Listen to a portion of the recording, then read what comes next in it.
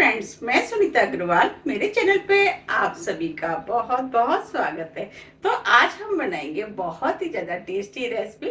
तो चलिए बनाना शुरू करते हैं। आज मैं आपको बिल्कुल सिंपल तरीके से घर में रखे हुए सामान से बहुत ही ज्यादा क्रिस्पी और टेस्टी आलू ब्रेड के सैंडविच बनाना बताती हूँ। कैसे बनाए जाते हैं, इसे हम स्पेशल चटनी के साथ बनाएंगे, वो भी तवे पे। तो चलिए बनाना शुरू करते हैं। उसके लिए ये हमने कुछ स्लाइस ब्रेड के लिए, ब्रेड आप कोई भी इस्तेमाल कर सकते हैं जो भी आप खाना पसंद करते हैं। ये हमने 2 बड़े साइज के बॉइल आलू लिए, जिसे छोटे पीस में फोल्ड लिया है। तो चलिए सबसे पहले हम सैंडविच के लिए स्टफिंग बना लेते हैं। उसके लिए 2 टेबल स्पून ऑयल हम पैन में डाल देते हैं।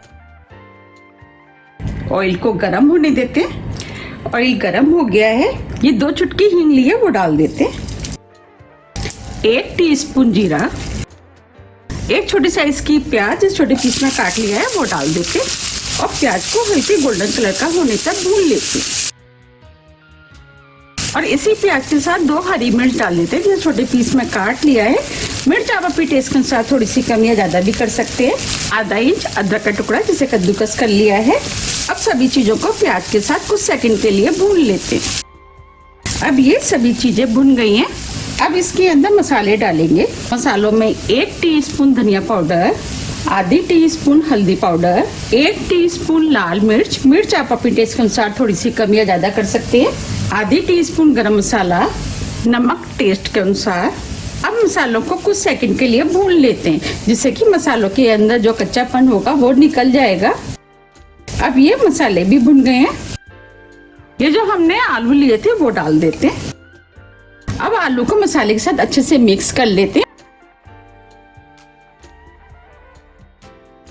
अब आलू के अंदर जितने भी बड़े पीस है उसे हम इस तरीके से फोड़ लेते हैं। अब ये मसाला भी आलू में अच्छे से मिक्स हो गया है। अब आलू को लगातार चलाते हुए 2 मिनट करीब भून लेते हैं, उससे आलू का टेस्ट बढ़ जाएगा, उससे सैंडविच खाने में टेस्टी लगेंगे। 2 मिनट करीब हो गए हैं। अब ये आलू भी भुन गए हैं। अब इसके अंदर 1 टीस्पून अमचूर पाउडर डाल देते। आप अमचूर पाउडर की जगह 1 नींबू के रस का भी इस्तेमाल कर सकते हैं, और आप चाहे तो चाट मसाला भी डाल सकते हैं, थोड़ा सा हरा धनिया।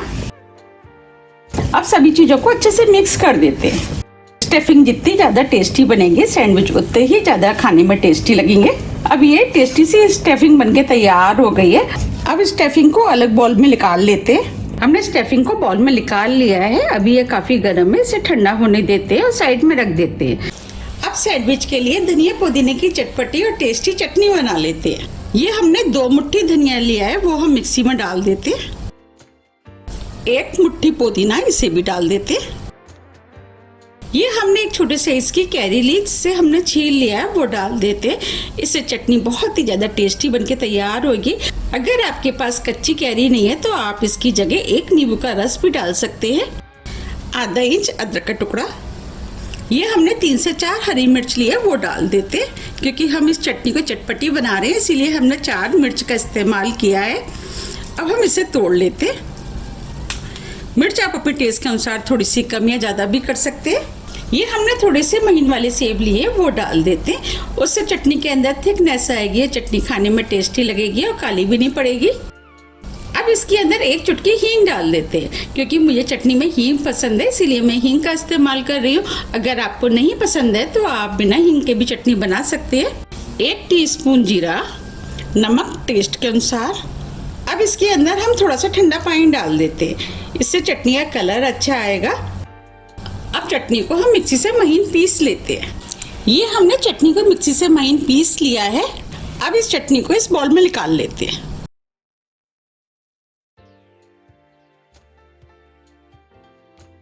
देखिए कितनी बढ़िया चटपटी और चटकारेदार चटनी बनके तैयार हुई है।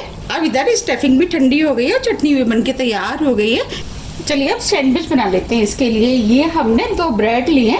अब दोनों स्लाइसों पे हम हल्का हल्का बटर लगा देते हैं, उससे सैंडविच बहुत ही ज्यादा क्रिस्पी बनके तैयार होंगे। मैं आपको 2 तरीके से सैंडविच बनाना बताऊंगी। पहला तरीका तो ये है,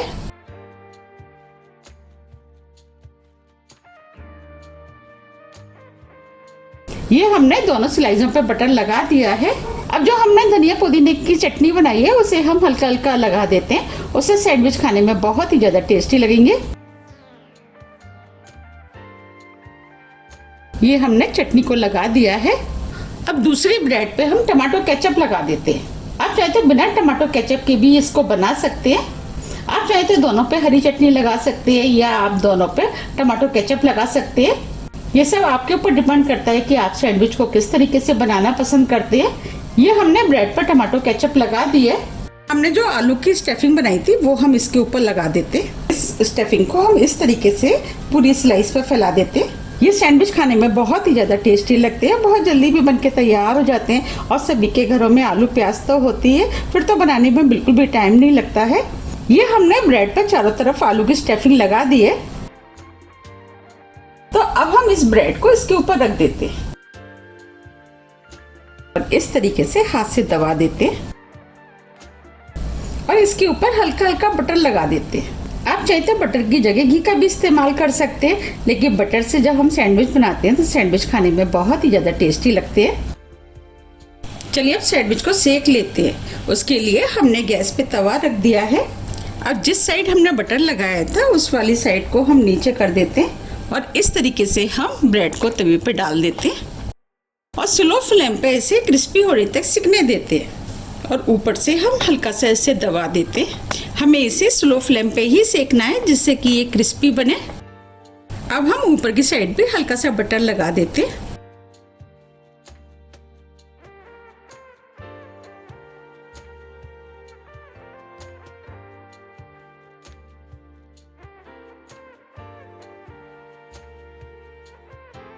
एक मिनट करीब हो गया है। अब हम इसे पलट देते। आप देख पा रहे हैं सैंडविच सेक गया है। अब हल्के हाथों से दबाते हुए हम दूसरी साइड से भी सेक लेते हैं। फ्लेम को हम स्लो ही रखेंगे। अब हम पीछे से भी चेक कर लेते हैं। देखिए ये पीछे से भी सिक गया है। अब ये सैंडविच दोनों तरफ से सिक गया है। अब मैं आपको दिखा भी देती हूँ कितना क्रिस्पी बना है। बना है ना कितना क्रिस्पी। अब हम इसे प्लेट में निकाल लेते हैं।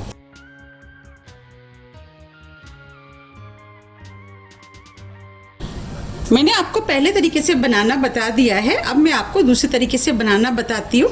इसको भी हम बिल्कुल उसी तरीके से बनाएंगे जैसे हमने पहले बनाया था। ये हमने बना लिया है। अब हम इससे चीज़ वाला बनाएंगे। ये हमने चीज़ स्लाइस लिए। अब हम इसके ऊपर चीज़ स्लाइस रख देते हैं और इसको इस तरीके से हम बंद कर देते और दबा देते और इसके ऊपर भी हम थोड़ा सा बटर लगा देते।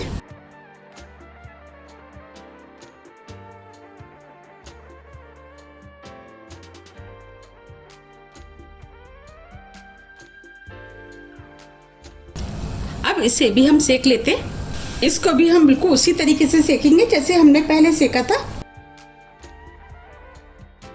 अब ये भी दोनों तरफ से सैंडविच सेक गया है और क्रिस्पी हो गया है। अब मैं आपको ये भी दिखा देती हूँ। देखिए कितना क्रिस्पी बना है। इसे भी हम प्लेट में निकाल लेते हैं।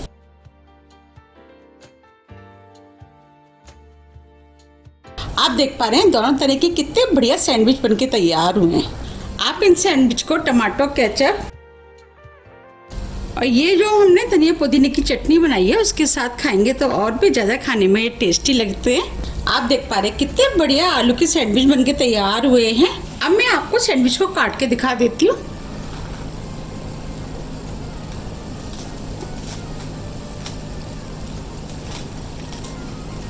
देखिए अभी भी सैंडविच क्रिस्पी है।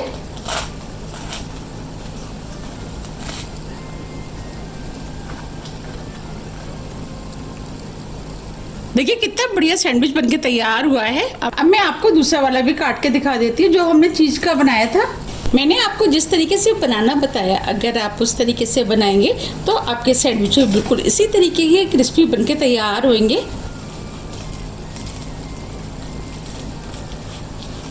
देखिए ये भी अभी तक क्रिस्पी है।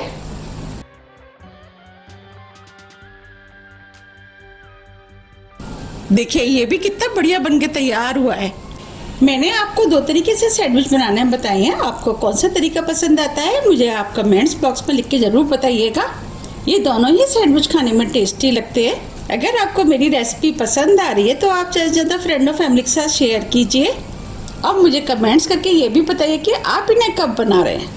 ये यकीन मानिए ये बहुत ही ज़्यादा क्रिस्पी और टेस्टी बनके तैयार होते हैं। अगर आपको मेरी रेसिपी थोड़ी भी पसंद आती है तो रेसिपी को लाइक कीजिए, चैनल को सब्सक्राइब कीजिए और ज़्यादा से ज़्यादा शेयर कीजिए। अब हम फिर मिलते हैं इसी तरह की टेस्टी रेसिपी के साथ। जब तक के लिए नमस्कार।